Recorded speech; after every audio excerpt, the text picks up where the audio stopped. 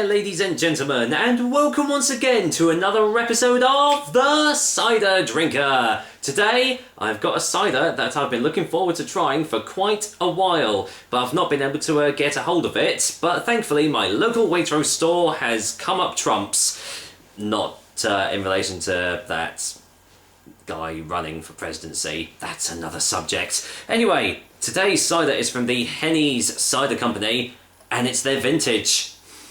Now, I think I had their dry cider a little while ago and absolutely loved it. And it was, you know, available in the shops, as was this one. So, will this one stack up to the other vintage ciders out there? Let's find out. Well, after I've given you a little bit of detail on Henny's vintage cider. Henny's vintage cider is available in these 500ml glass bottles, which I believe is the only way you can buy it as well. The alcohol percentage is 6.5% ABV, and the price is, I do believe I got this one for £2.09 from a local Waitrose store, so actually that's not bad value for this sort of cider. But will it taste really good? Let's find out. So yes, the Henneys company. I know they've only got about 3 or 4 different ciders, and obviously a vintage being one of them, and it's a still one as well. They're 2014 vintage, made from 100% fresh pressed juice. Now that is exactly what you want to see on the front of a cider, isn't it? No hidden agendas, no added extras, just pure 100% fresh pressed juice. That's what I like to see. On the back it says, at Henneys we believe that the best way to make cider is to start with high quality ingredients and to keep the process as simple as possible. This has helped us to win many prestigious awards in recent years. Each autumn, carefully selected, locally grown varieties of genuine cider apples are milled, pressed and fermented.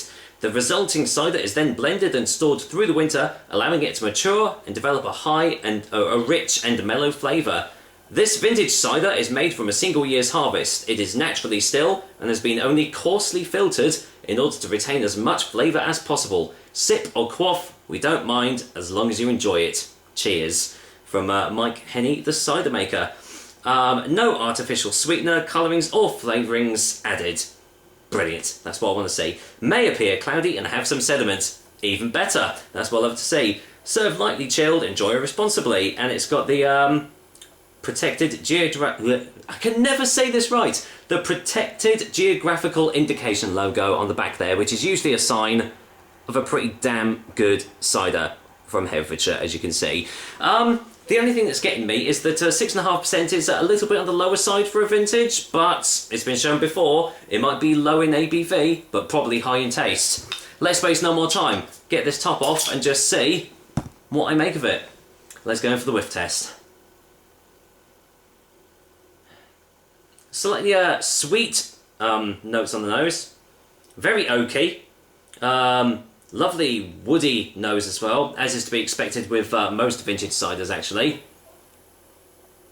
Not as overpowering as some other vintages have been, but those lovely subtle notes just really, you know, they entice you, they want to draw you in and, you know, make you want to actually try the cider out. So let's waste no more time, let's get this poured in.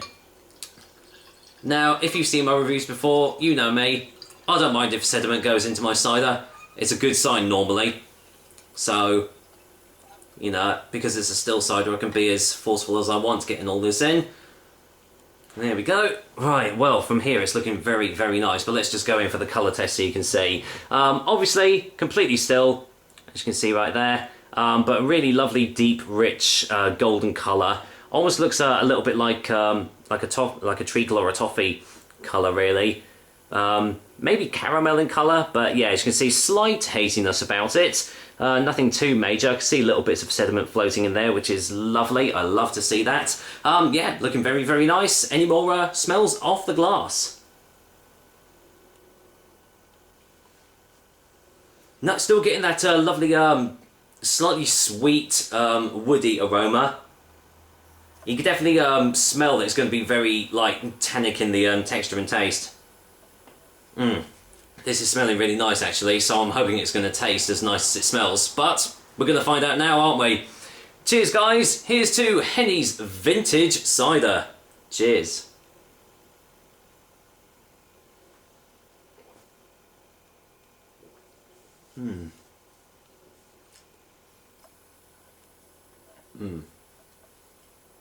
That's nice. Let's get a second opinion.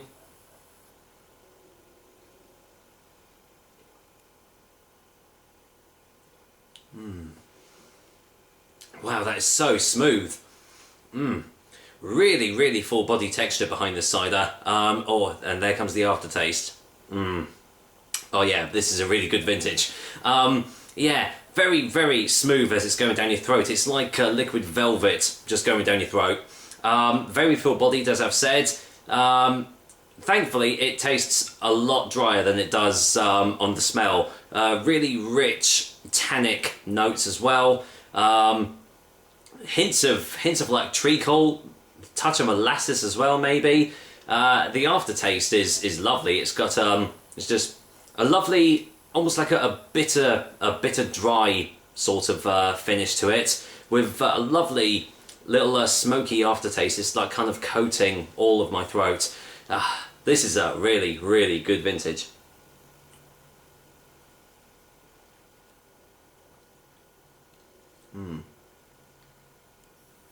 Yeah, it's amazing how, because normally some, I've said it in other videos, but some still ciders I find to be a little bit more watery in texture, but this has got so much depth behind it that it's just amazing that you can just buy this in the shops. It's great.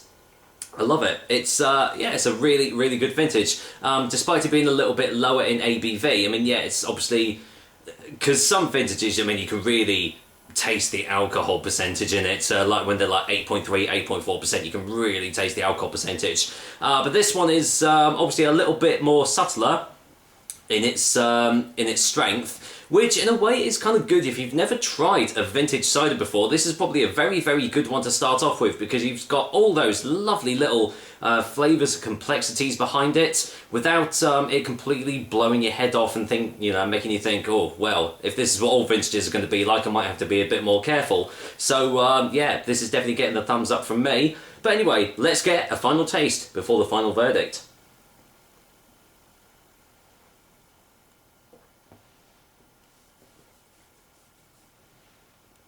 I'm getting even slight orange peel.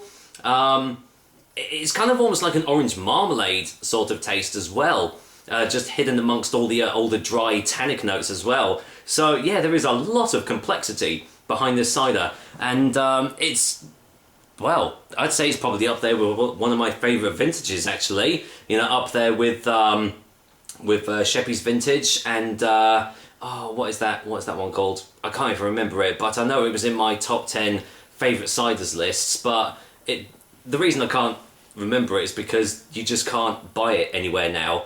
Robinson's, that's it, yeah, Robinson's vintage. I know they're usually more akin to doing beers, but their vintage cider was absolutely amazing. And this is definitely up there with those two as being one of my favourite vintages. And the fact you can get it in the shop, even better. So, for a final verdict, Henny's vintage cider is very easily going to get a 9 out of 10.